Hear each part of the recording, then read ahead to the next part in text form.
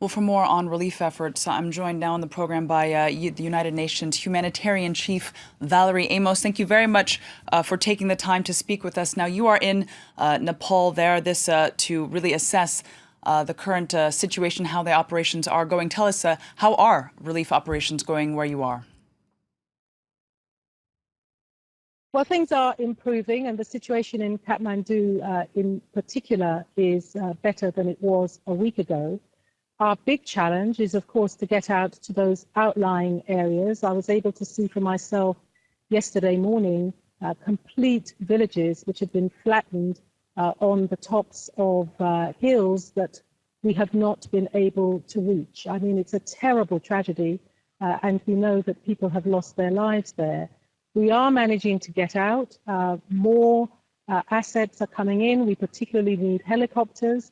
But there are some places where we can't land those helicopters because there have been landslides. So we're looking at how else can we get aid in? Can we bring it to a central point, and then perhaps people have to walk down and get it? But the situation is improving slowly.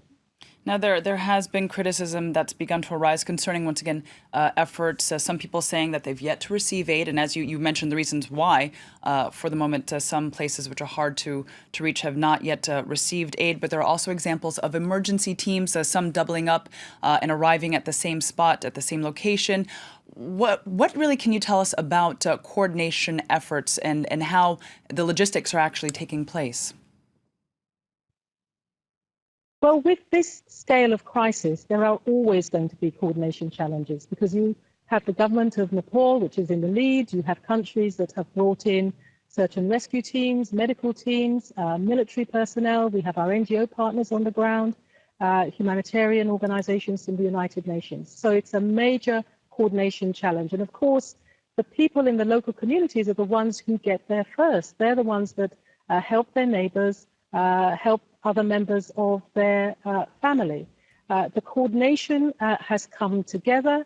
A lot of my time in the last 2 days has been spent talking to colleagues in the United Nations, talking to our government partners, talking to other governments that are here about how we can improve that coordination. It would be very surprising if there were no criticisms when you got a challenge of this scale. What we are focusing on is getting to those people who are most vulnerable. That is our objective right now. Well, that being said, looking down the line, because of course this, as you mentioned, the scope is just massive, and so all efforts, all aid plans will be on a long-term process. So does the UN have any plans to streamline efforts to make things more effective, or how they're planning on supporting the people of Nepal in the weeks and months ahead? Well, a lot of the streamlining has to come from my discussions with government ministries.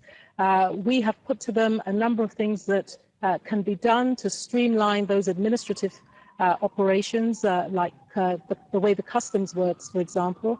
We had a very good meeting this morning with the Prime Minister, so that will make a huge difference going forward.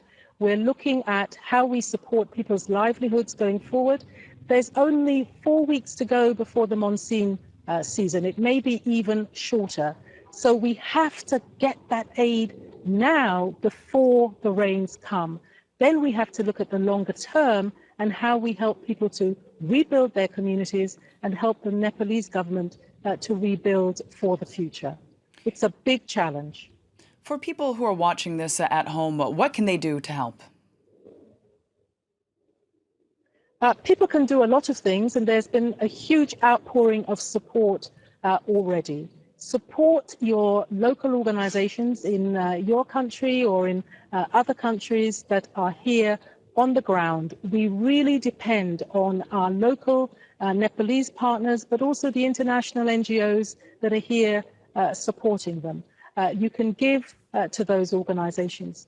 You can keep the pressure up on your government to make sure that they understand that this continues to be a priority and that the support will have to continue. That is a very, very important message. And if you can, through social media, make sure you support the Nepalese people. They need to hear that they have the support of all of us around the world. Valerie Amos, thank you very much for taking the time to join us here as you're there in Kathmandu assessing relief operations.